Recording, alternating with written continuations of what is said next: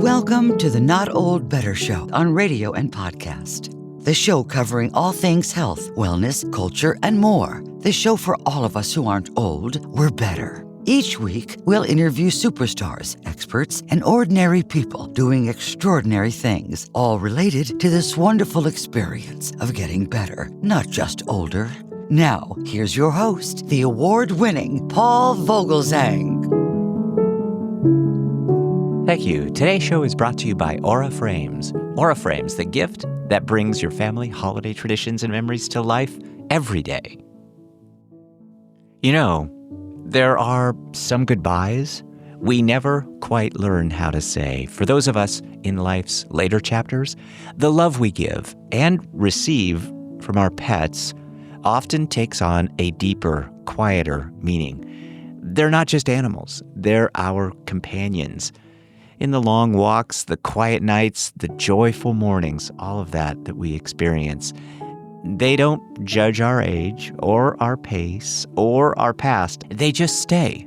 And in so doing, they combat our epidemic of loneliness and isolation, according to the U.S. Surgeon General. Today on the Not Old Better Show Art of Living interview series, we're joined by someone who recently said goodbye to their beloved dog, a companion who offered years of loyalty, humor, and comfort. It's a story many of you will know well. The unspoken rituals, the tail thumps that meet you at the door, the warmth of a furry friend who somehow senses what you need before you even speak it, and then the silence that follows when they're gone. But this conversation isn't just about grief, it's about gratitude. It's about the meaning of companionship in older age, how a dog can fill a home, heal a heart, and remind us that we are never too old to love deeply and to be loved in return. In all transparency, I know our guest today, Mike Olson, very well. He's a dear friend. I know the family. You'll hear me mention Mike's parents, who I know well, and Mike's son, Mike's wife, Sarah, all dear friends. We'll talk about Mike's dog and pets in general, so stay with us. This one's for every listener who's ever held a paw, shared a look, or whispered goodbye through tears. Please join me in welcoming Mike Olson.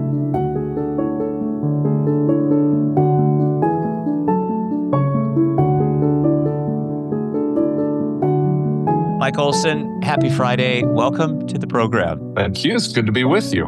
It's nice to talk to you, too. You're a dear friend I've known for quite a while, and we're going to talk. This is the first time you and I have ever done this kind of thing today, and I thought it was an important program, an important conversation to have. We're gonna talk about the emotional impact of the loss of a pet, a dear pet. So many in our audience are pet friendly. They love having cats and dogs, birds around them. But I think we lose those relationships, and they matter, and especially they matter later in life. And so we're going to talk about some of those kinds of things today related to your special pet, Kirby. And I want to touch on just a little bit about him right up front, and then we'll get into kind of some of the other themes. But maybe tell us a little bit about Kirby. I want to point out to our audience that I'm looking at a couple of photographs of Kirby as we're talking today.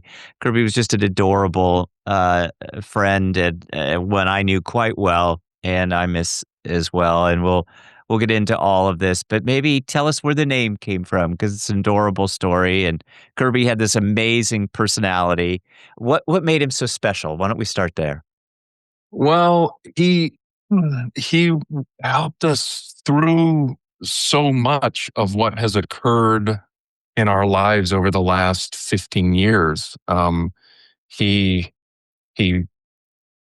passed, and we had to put him to sleep here about, it's been about 3 weeks ago. And as you know, I'm about to the point where I can talk about it without losing it. But we had a dog before Kirby. It was a Shih Tzu that we loved that my wife and I had gotten when I was in my first year of law school.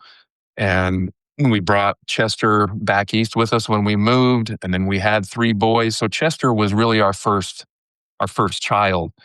Um, and he died. And we thought, oh man, I don't know if we can do this dog thing again.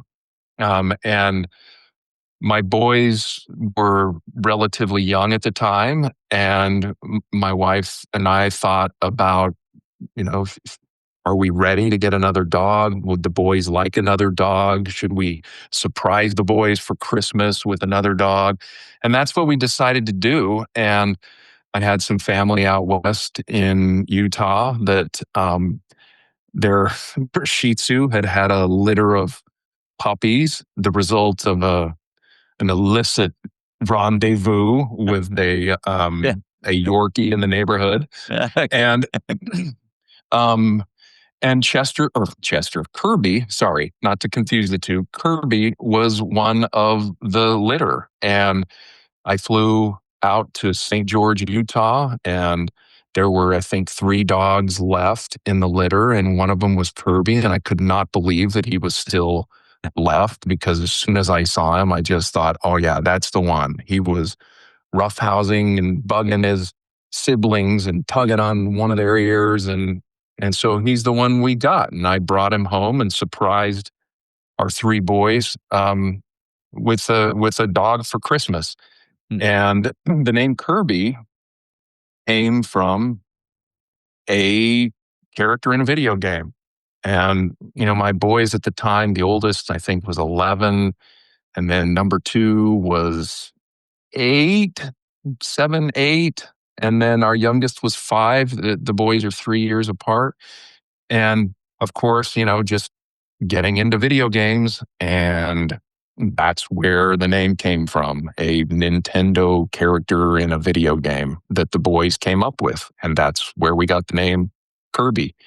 And the surprise was great. And it was just, your joy with the problems of having a puppy and, accidents on the floor. But ever since, he was another member of the family. A sweet member too. Just and I know your boys and of course your lovely wife, and I do, think about that personality of Kirby's because he came right in and kind of took charge. I remember. Yeah, he took. I mean, I guess he took charge, but just was. We all just fell in love with him. We. I think the boys almost saw him as a furry brother, and Sarah and I saw him as our, another of our kids, Yeah. but furry, fuzzy, Right. um, and he just was pure joy for us. We've, as you and I have talked, he had all kinds of health issues, um, multiple surgeries, and I have a list here that I can just run through.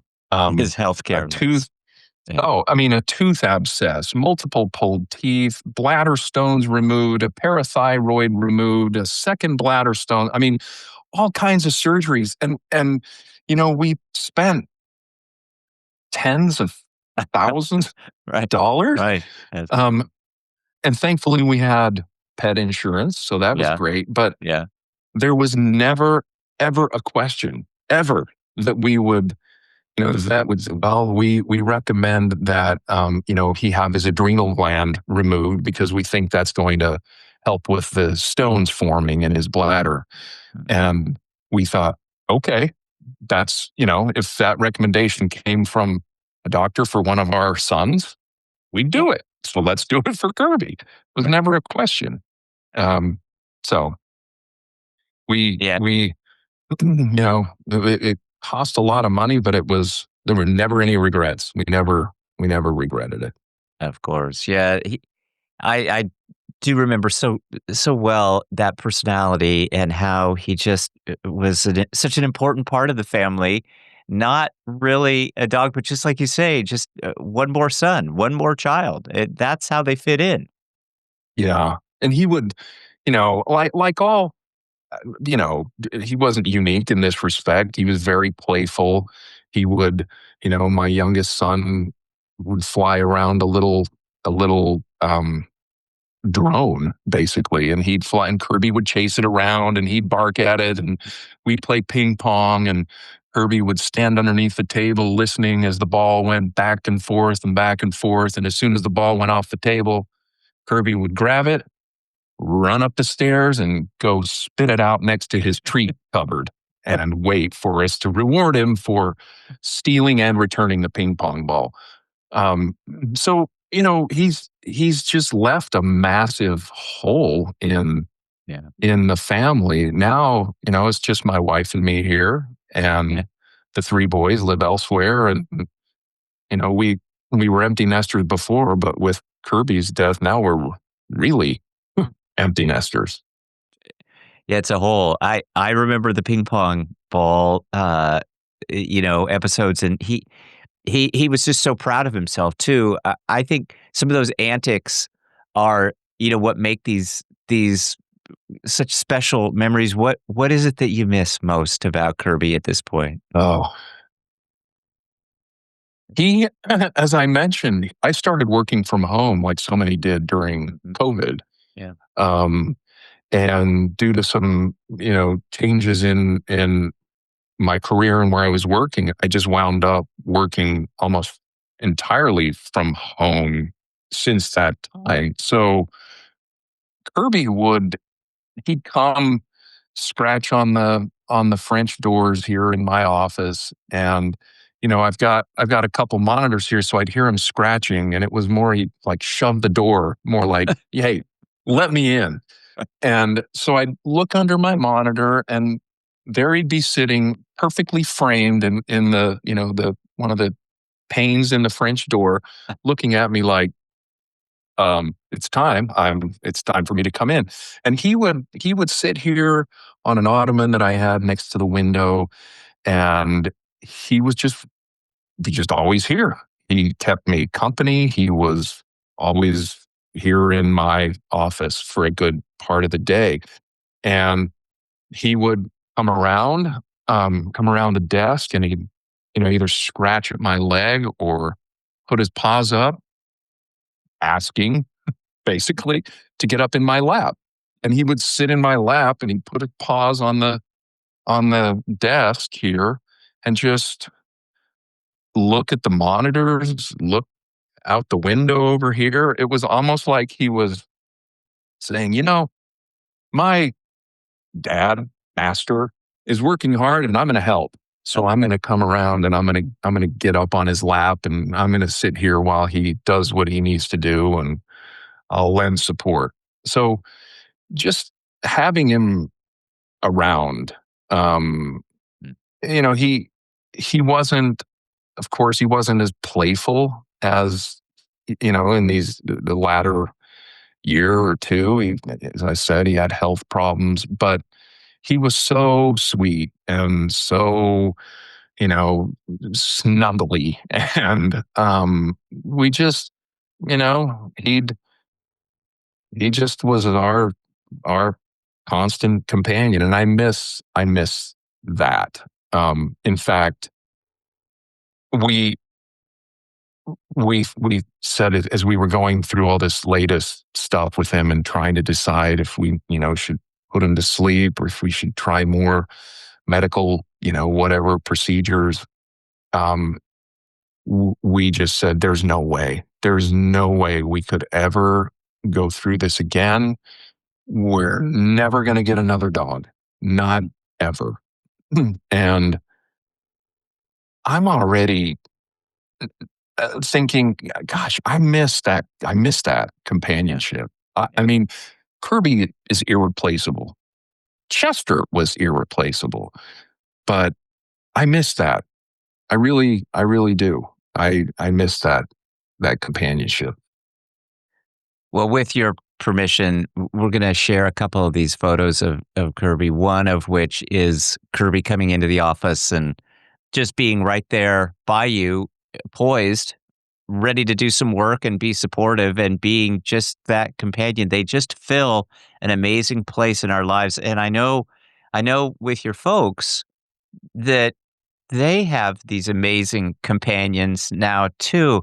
I think as we get a little older, we need that in our lives. We need some of that, just almost the love that comes that is just completely ours, and they just give and give and give.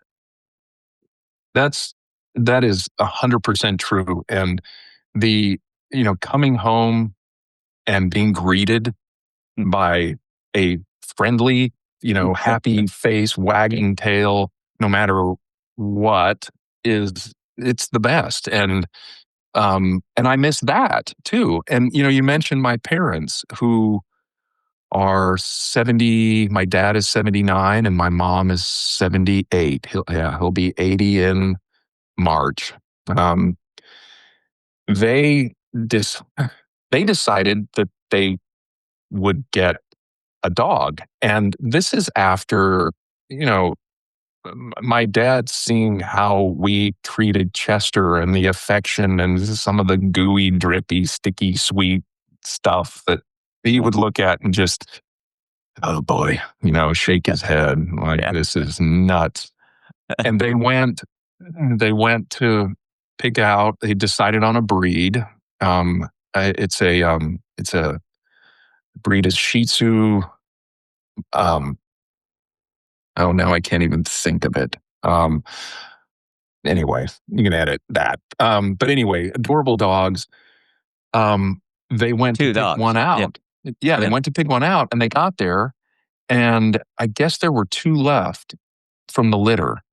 And they looked at one and they looked at the other and they couldn't decide. So they got them both. And they have, as the son, seeing how much they love these dogs and how they care for them and how it's given them something, I think, else to something to do, focus on, to care for, it's and these these dogs are not easy. I mean, they've had their own share of health issues, so knee replacements and other things, and it's a twofer. So the two of them, but they're when we went through the Kirby experience, talking to my parents, they just, oh man, I don't know how you've done this, and we don't want to think about what life will be like without Buster and Bixby.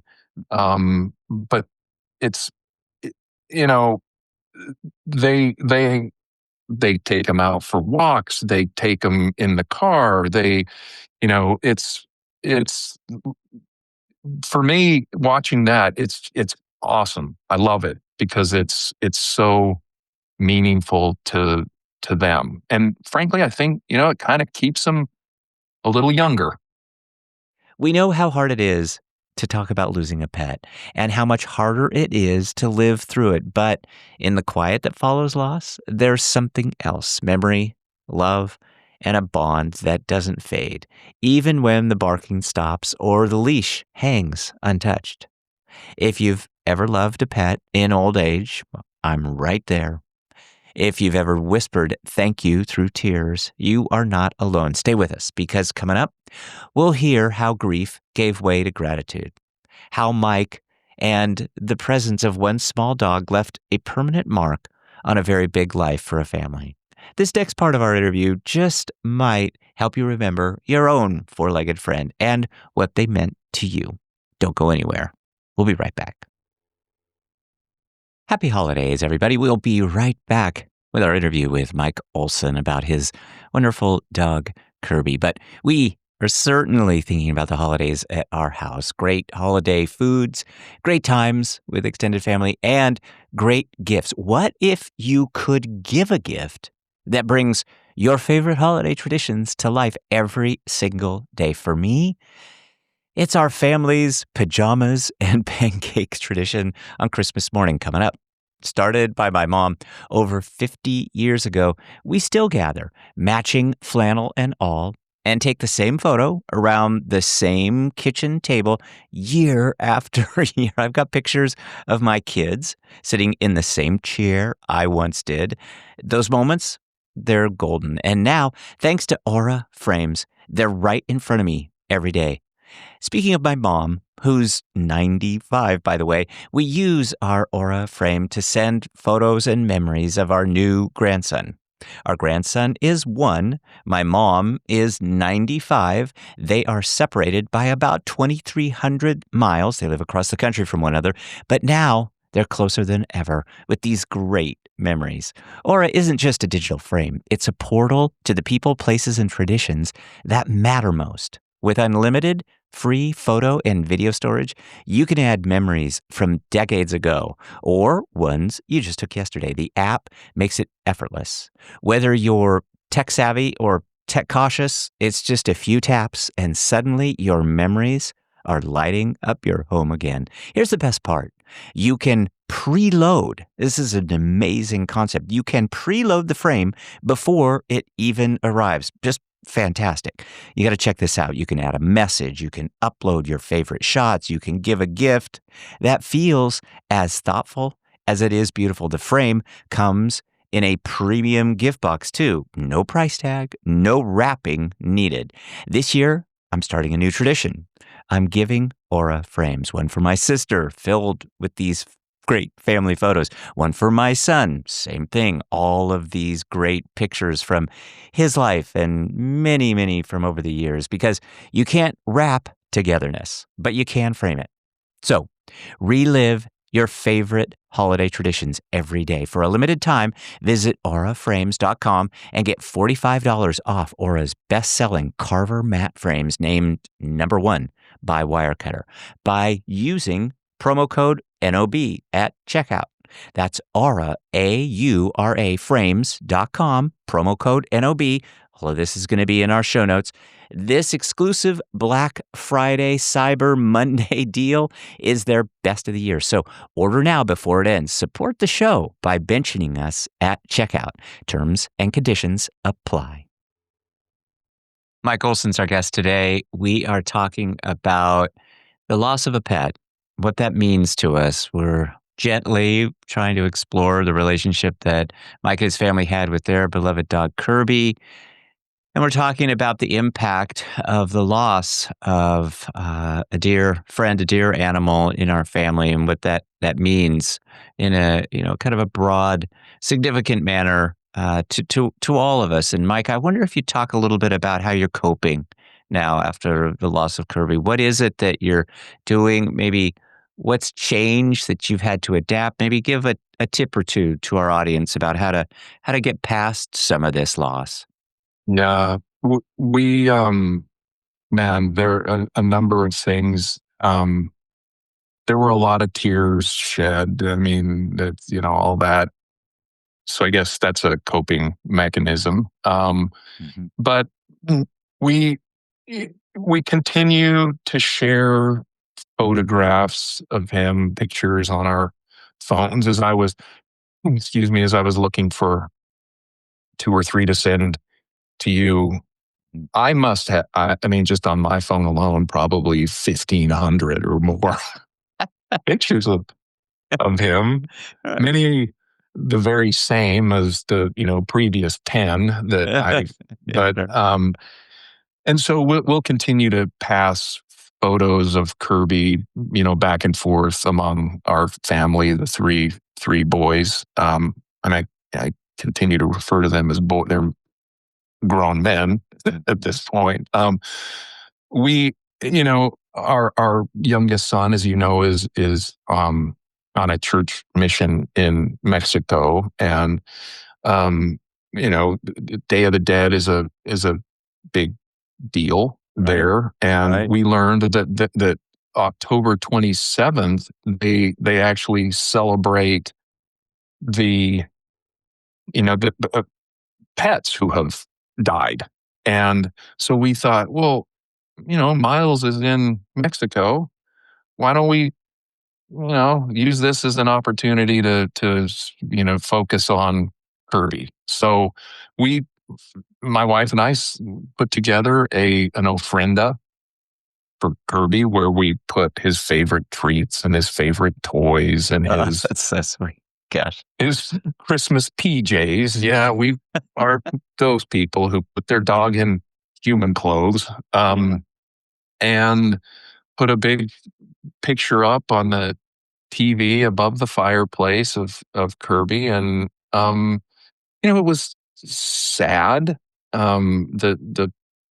The paw prints that we made of him, of his paws and his leash and his collar that sat there, and just but it again, it was just an opportunity to think about the fun stuff and the things that we love about him, and you know think, well, I don't know where he is, where his soul is, but maybe just like in the movie Coco, maybe he'll wander back in here.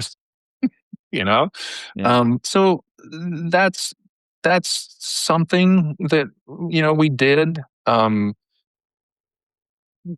We're now able to talk and reminisce about the stuff that we did with Kirby, the times that we spent, laugh about some of the things that were so stressful, the health issues, the going on vacation and worrying, oh my gosh, what are we going to do with Kirby? He's not healthy enough to go to the puppy hotel. Is he healthy enough to go in his carrier and be stuffed under the seat in the airplane? Um, so we're just, we're just getting by and reminiscing and thinking and remembering all of the fun stuff that we would, that he would do, that we would do. I pull out the dustbuster and I'm reminded that when he was younger, he'd, get the zoomies every time the dustbuster turned on. And so just stuff like that.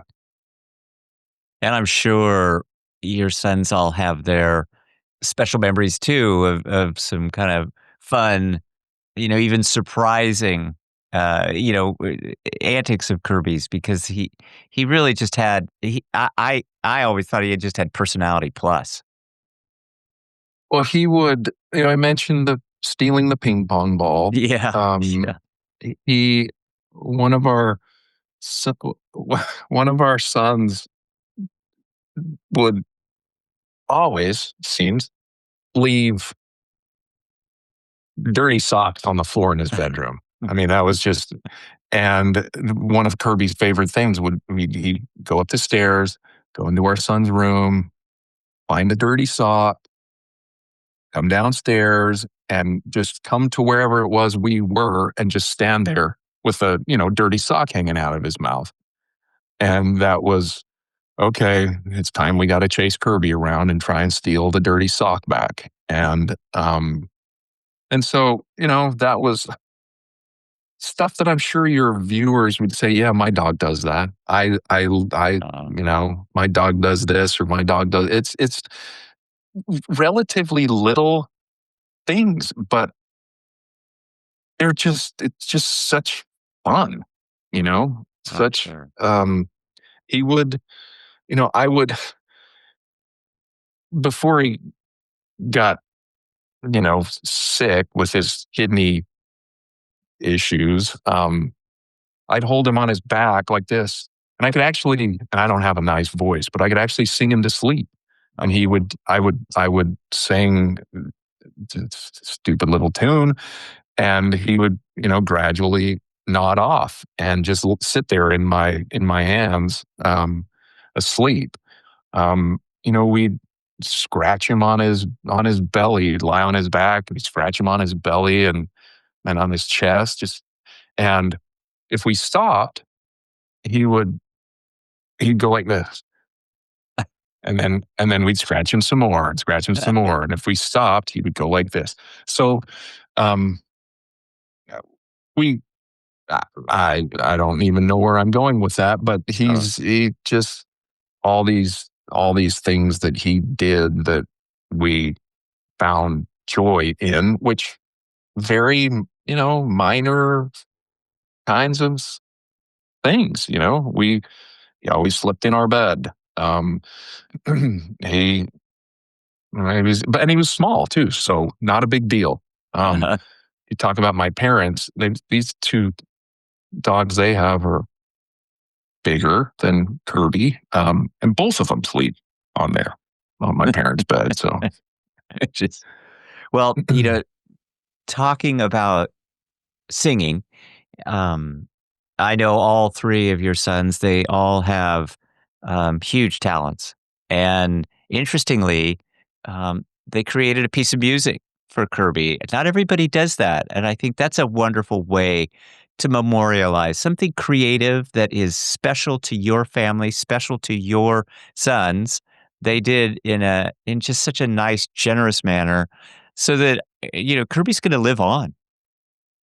that's true. But yeah, they did do that, and it's totally silly and goofy, and It's a cool. they really just made it on the fly, and one of them programmed the music and did and then the other one sang and whatever. But yeah, this is how crazy we were about Well, this dog, singing songs and writing silly music and making up little poems and silly things that we would say. And we decided, I think, when you asked what are we doing to remember him, I said we're passing around pictures. We kind of figured Friday would be, a day. Let's use Friday. We'll dig through our picture files and find something, and we'll circulate a picture of Kirby. oh, So so you do that now. So Fridays. that's Friday. Yeah, our Yeah, okay. oldest sent a text around, a group text saying, "Okay, how about this? How about every Friday we That's sweet. find a picture of Kirby and we send it around." And so yeah, and it's interesting. I think a lot of people think they love their dog the most Mm, of everyone. Like, yeah. Kirby's the most special dog on the planet, and we love him more than anyone else loves their dog or their Uh-huh. cat or their, whatever. That's not true. I mean, this experience has just g- helped us see people love their pets. People will do anything for their pets. All of our experience with the vet and when we were weighing putting him to sleep and how we went about doing that. Just the research and talking to people and uh, people. We're not unique in that regard. People are gaga over their pets, and it's the greatest. I mean, now I'm more focused on it on Instagram than ever before, and I just love watching dog videos and what people's interaction with their pets. It's um we we're not unique in that respect. Um I as think much one of as the we things that wanted I to think. found, well, I thought it was unique in the way that you accomplished ultimately putting Kirby to sleep, and you might talk about that. I know it's a tough one, but apart from the decision, the way in which you did that was very loving, very kind-hearted, and I thought unique. I was unaware of that. Maybe tell us just a little bit about, what that process was like and how you came about to decide it and just literally the steps involved. Because um, it's a lovely, lovely effort. well, we were, for several, I'd say several weeks before we ended up putting Kirby to sleep, we were in and out of the vet with him, trying to figure out, what's happening here, what's the latest problem.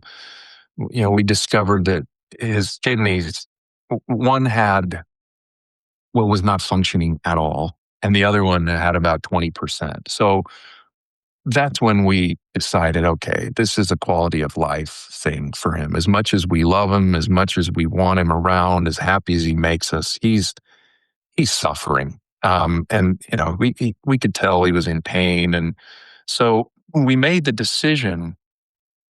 But then there was the how, and uh, that in our mind, it was either you take him to the vet, which is what we did with Chester. Um, and in that case, the decision was made for us because he had had a seizure. We rushed him to the vet. The vet said, "Well, we can do this or we can do that, but we can't guarantee anything." And so we were there, and it was for us, it was the right decision with Chester. In this particular case, there wasn't an event. There wasn't anything that made us say, "Oh, okay, we gotta, we have to do this now," or we are at the vet, and the vet is saying, "You really need to do this now." It was his failing kidneys, and so we decided we could either take him to the vet and do it that way, or you can have somebody come to your house. And we got a recommendation of a couple of companies from our vet. Um, and we m- made an appointment to have somebody come and take care of it here in our home. The thing that's difficult about that, though, is we we had to make an appointment, and it wasn't exactly an emergency. I mean, he wasn't eating. I mean, we knew it was time, but it wasn't an emergency. So we contacted them, and it was okay. Well, we can be there on Monday at 9:30 in the morning, and it was Thursday or something. And so it's this. We have a certain number of days left, and we know that when the doorbell rings at 9:30 on Monday morning, that's going to be the vet that's coming to our home to put our dog to sleep. And that was tough. Yeah. But like so many other dogs, Kirby did not like the vet. And in fact, he wasn't Not one to going go to. for rides in the car much. And so he knew that if we were putting him in the car, he was either going to get his hair cut or he was going to the vet. And we'd get to the vet and and they were, by the way, just so good, so great, and so helpful. But, it made him nervous and he would shake and so we thought, no, we don't want to put, cause that stress for him as his last, you know, moments with us. And so the vet that was with this particular company came. It was very odd. We were sitting, the doorbell rang, and we knew it's okay, it's time.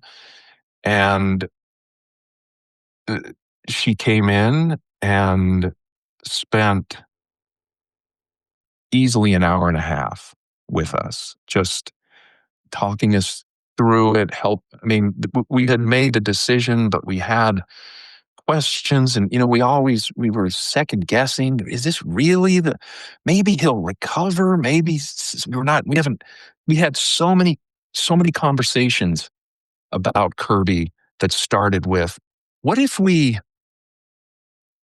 fed him this, or what if we tried that? And so she was here, and it was, we'd been through it before, so we knew what it was going to be like, but it was so much better to as hard as it was to do it here at home, where he knew his surroundings, he was comfortable, you know there were a couple of things, he hadn't been eating, and the she came in and gave him, I don't know what it was she gave. So we were holding him, and some catnip, some kind of thing that dogs and cats just snarf up. And Mhm. all of a sudden, it was like he rebounded and he started eating. And I had this thought like, wait, oh, maybe we should hold on, stop.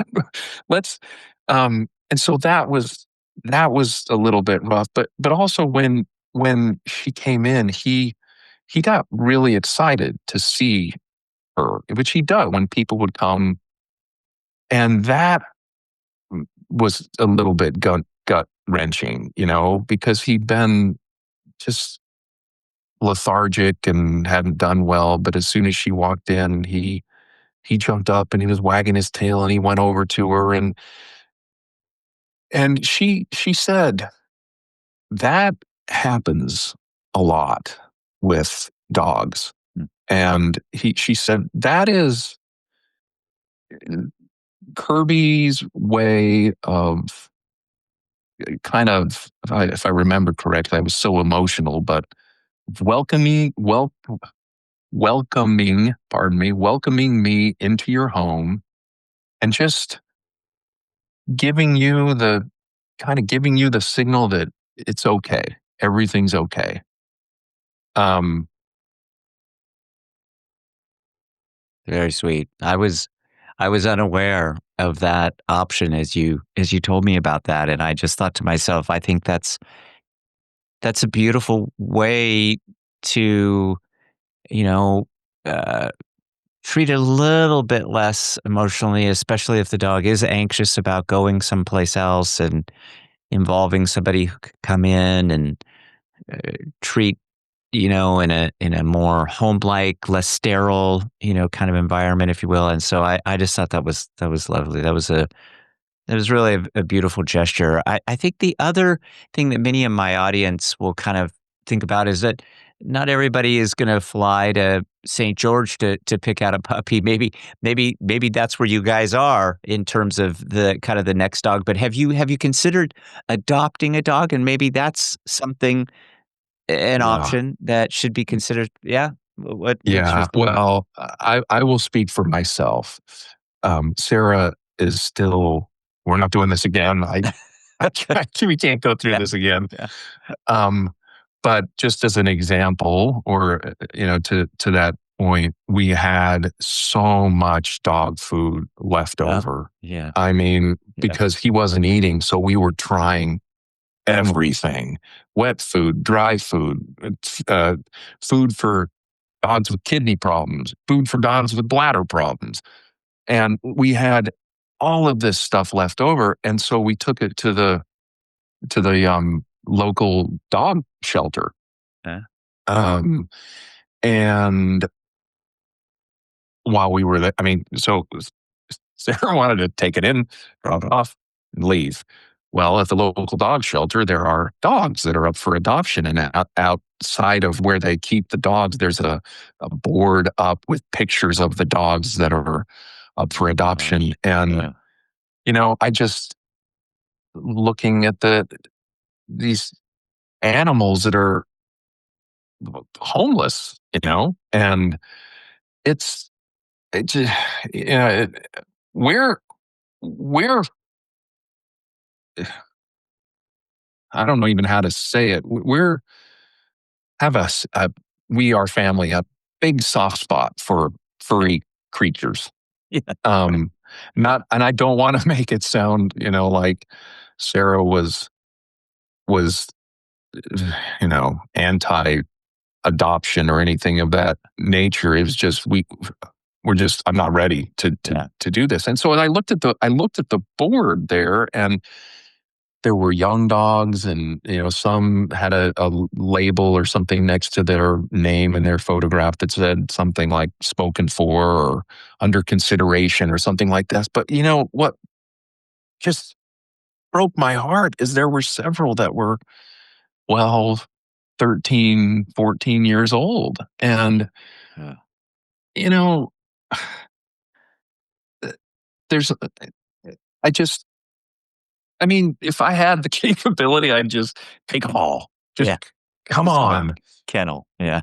Just have yeah. But, I'm not. We're not able to do that. So, I don't know what we'll do if anything, if we'll ever be dog owners again. I don't know.